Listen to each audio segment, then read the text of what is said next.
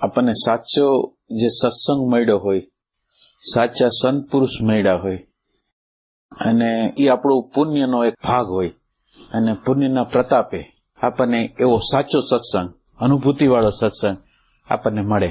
અને આ જે સત્સંગ મળ્યો હોય એ સત્સંગનો આપણે જો ઉપયોગ ન કરી તો પુણ્ય ખલાસ થઈ જવાથી પછી આપણે સત્સંગમાંથી આપણી જે ડિરેક્શન, દિશા હોય એ બદલીને સંસાર તરફ વહી જાય.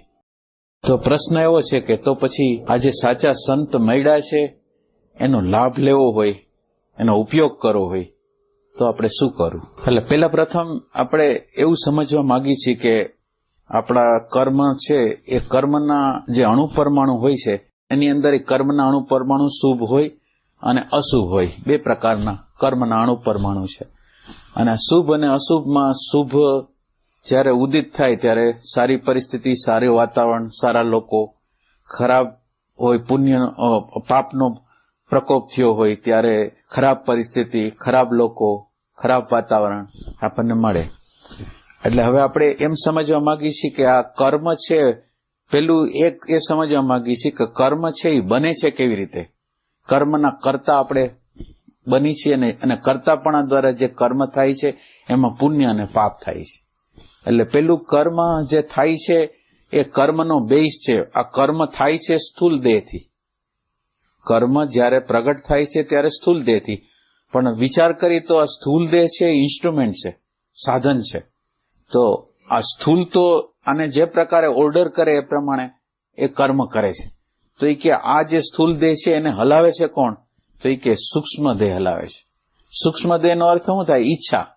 ઈચ્છા શક્તિ આપણી અંદર પ્રગટ થાય કે મારે આ કરવું છે, તો ઈચ્છા પ્રગટ થાય તો પછી આ શરીર કાર્યરત થાય, કર્મ માટે તૈયાર થાય, એના માટે તૈયાર થાય. એટલે આ સ્થૂલ દેહને હલાવે છે એ સૂક્ષ્મ દેહ હલાવે છે, અને સૂક્ષ્મ દેહ છે એને હલાવે છે આપણો કારણ દેહ છે. કારણ દેહ એટલે વિચારનો જે દેહ છે. વિચારની અંદર જ્ઞાત પડેલી વસ્તુ છે. મને આમાંથી સુખ મળશે, મને આમાંથી સુખ મળશે, મને આમાંથી સુખ મળશે. એટલે વિચારની અંદર એવું પડેલું છે કે સુખનો સ્ત્રોત છે એ બહાર છે. એટલે વિચાર છે એ કારણ શરીર છે. અને વિચાર એમ કેમ જાય છે? તો એ કે વિચારની અંદર અજ્ઞાન છે. એને ખ્યાલ નથી કે આપણા અંદર જે પણ સુખ મળે છે, બહારથી પણ જે સુખ મળે છે એનો સ્ત્રોત છે એ અંદર છે, એનું ભાન નથી. એટલે બહારની બાજુ સુખને શોધવા માટે જાય છે. હવે બહારની બાજુ સુખને શોધવાની ઈચ્છા છે એ કારણ દે છે. એટલે એની અંદર ડેટા પડેલો છે, અહીંયા સુખ મળશે, અહીંયા સુખ મળશે, અહીંયા સુખ મળશે. એટલે સુખ મળશે એ બહાર મળશે એવું હોવાથી, વિચારની અંદર એવું હોવાથી ઈચ્છા એવી થાય છે કે મને હવે ઈચ્છા કઈ વસ્તુ જે આપણને સમાજની અંદર, કુટુંબની અંદર જે પ્રકારની ડિમાન્ડ હોય એ પ્રકારની ડિમાન્ડ આપણને થાય. એટલે હવે પેલો વિચાર આવે છે, પછી ઈચ્છા થાય છે, અને છેલ્લે ક્રિયા થાય છે. આ ક્રિયા દ્વારા કર્મ બને છે. એટલે કર્મનો કર્તા છે એ વિચાર છે. કર્મનો જે કર્તા છે એ વિચાર છે. વિચાર છે એનું બીજ છે. એ વિચારમાંથી ઈચ્છા, એ કારણ શરીર છે, ઓલું સૂક્ષ્મ શરીર છે, અને આ સ્થૂલ શરીર છે. એટલે આપણે અત્યારે જે કર્મ કરી છે સ્થૂલ દેહ દ્વારા એ વિચારનું પરિણામ છે. અને વિચાર છે એ અજ્ઞાનનું પરિણામ છે. વિચાર છે, વિચારને એવું જણાતું નથી કે આ જે આનંદ છે, આ જે શાંતિ છે, આ જે પ્રેમનું તત્વ છે એ ક્યાં છે. એને એવું લાગે છે બહાર છે. એ અજ્ઞાન છે. એ અજ્ઞાનને લીધે આ કર્મ થાય છે. હવે આ પ્રશ્નનો પ્રકાર એવો છે કે આ વિચાર દ્વારા શુભ કર્મ થાય છે અને અશુભ કર્મ પણ થાય છે. વિચાર, ઈચ્છા અને ક્રિયા દ્વારા વિચાર સાથે તાદાદ. હવે એનો એક વિભાગ કરી લઈ. વિચાર, ઈચ્છા અને ક્રિયા, આ ત્રણ વસ્તુ છે એ બહારથી આવે, ડેટામાંથી આવે, સમાજમાંથી આવે, કુટુંબમાંથી આવે, આપણી સંસ્કૃતિમાંથી આવે, આપણા આજુબાજુના કલ્ચરમાંથી આવે. એટલે જે આપણી અંદર જે ડિમાન્ડ થાય છે એ બહારથી આવે છે. એટલે પેલી વસ્તુ એ આપણે સમજી લેવાની છે કે આ જે વિચાર જે પડેલા છે અંદર, એ વિચારનું કારણ બહારની ડેટાઓ છે.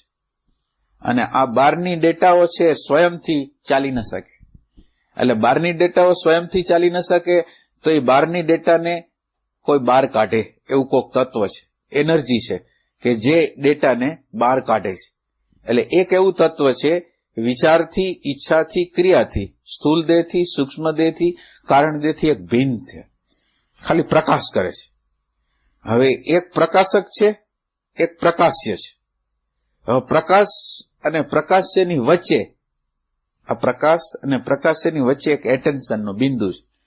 અને આ એટેન્શનનું જે બિંદુ છે, એ એટેન્શનનું બિંદુ છે એ સ્વને ટચ કર્યા વગર દ્રશ્યને ટચ કરે છે. સ્વને ટચ કરતો નથી, પોતાના અંદરના આનંદને, અંદરની શાંતિને, અંદરની પ્રજ્ઞાને ટચ કર્યા વગર, કારણ કે એને અજ્ઞાન છે. એટલે એટેન્શન છે દ્રશ્યને આસક્ત થઈ જાય છે. હવે આપણી આગળ બે વસ્તુ છે, એક પ્રકાશક છે અને એક પ્રકાશ્ય વસ્તુ છે, અને વચ્ચે એટેન્શન છે. હવે આપણે છે એ પ્રકાશક તરફ રહેવું છે કે પ્રકાશ્ય વસ્તુ તરફ રહેવું છે, એવું જ્ઞાન જો આપણને પ્રગટ થાય કે પ્રકાશક છે એ અલગ છે અને પ્રકાશ્ય જે વસ્તુ છે એ વિચાર છે, ઈચ્છા છે, ક્રિયા છે, બધું દ્રશ્ય જેટલી પ્રકૃતિ છે એ બધી દ્રશ્ય છે અને પ્રકાશિત છે. તો આપણે બે વિભાગ કરી છે. એક વિભાગ છે જે પ્રકાશક છે, જેને આત્મતત્વ કહી છે, જેને હોવાપણું કહી છે, જેને શાંતિ કહી છે, જેને આનંદ કહી છે, એવું એક તત્વ છે. અને એક આ પ્રકૃતિ છે, દ્રશ્ય પ્રકૃતિ છે, વચ્ચે મિડલમાં એટેન્શન છે. અને આ એટેન્શન છે દ્રશ્યને આસક્ત થઈ જાય, એ આપણને દ્રશ્યની અંદર ઢળી જાય છે. અને દ્રશ્યની અંદર ઢળી જવા દ્વારા એ આપણને અશાંતિ, અજંપો, ભય, રાગ, દ્વેષ એ બધું પેદા કરે. એટલે હવે આપણે એક પ્રકાશક છે ને એક પ્રકાશ્ય છે. હવે આપણે રહેવાનું છે એ પ્રકાશક તરફ રહેવાનું છે. અને પ્રકાશક તરફ આપણે રહી નહીં તો પ્રકાશ્ય વસ્તુ સાથે, વિચાર સાથે, ઈચ્છા સાથે, ક્રિયા સાથે આપણું તાદાત્મ્ય થાય. એટલે આપણે કર્તા બની, એના દ્વારા શુભ થાય, અશુભ થાય, બે જ વસ્તુ થાય, ત્રીજી વસ્તુ કાંઈ ન થાય. તો અને આ શુભ કર્મ દ્વારા આપણને સંત મળે. શુભ કર્મનો બહુ અમાપ જથ્થો હોય ત્યારે સાચા સંત, ખોટા સંતે નહીં, સાચા સંત, સાચી દ્રષ્ટિવાળા, શોષણખોરી કરે નહીં એવા, જેને ગુરુ બનવાની ઝંખના નથી એવા ગુરુ આપણને મળે. અને આવા ગુરુ મળે તો હવે એ તો પુણ્યનો એક પ્રકોપ હોય છે. 20 વર્ષ, 25 વર્ષ, 30 વર્ષનો ગાળો હોય કે એની અંદર આટલું પુણ્ય રહેવાનું છે. અને આ પુણ્ય જયારે આપણી અંદર પ્રગટ થતું હોય ત્યારે આપણી અંદર સારી સારી ઈચ્છાઓ થાય, સંતોને મળવાની, શાસ્ત્રોનું શ્રવણ કરવાની, મનન કરવાની, નિધિધ્યાસન કરવાની આપણને ઈચ્છાઓ થાય. આપણને એવા લોકો ગમે. એ સમય 20-25 વર્ષનો ગાળો હોય એમાં આપણને એવું જ ગમે કે એવા લોકો ગમે. હવે આ 20-25 વર્ષનો ગાળો છે, સંત જે દ્રષ્ટિ આપે છે, હવે આ પુણ્ય તો ખલાસ થઈ જ જવાનું છે, પણ પુણ્યમાંથી આપણે પુણ્ય કમાઈ શકી. હવે પુણ્ય શું છે તો એ કે સંત છે, મૈડા છે, અને સંત આપણને દ્રષ્ટિ આપે છે કે તમે પ્રકાશક છો, તમે સત છો, તમે સાક્ષી છો. તો આ સાક્ષી છે, સત છે, પ્રેમ છે, આનંદ છે, એ આપણું વાસ્તવિક સ્વરૂપ છે એવી દ્રષ્ટિ બતાવે છે. હવે એ દ્રષ્ટિ પ્રમાણે આપણે હવે આ પુણ્ય મળ્યું છે ને, પુણ્ય દ્વારા વધારે પુણ્ય દ્વારા પુણ્ય કમાવવું હોય તો સંત પુરુષ જે આપણને દ્રષ્ટિ આપે છે એ દ્રષ્ટિમાં જીવવાનો પ્રયાસ કરવો જોઈએ. તો આ પુણ્ય ક્યારેય ખલાસ નહીં થાય.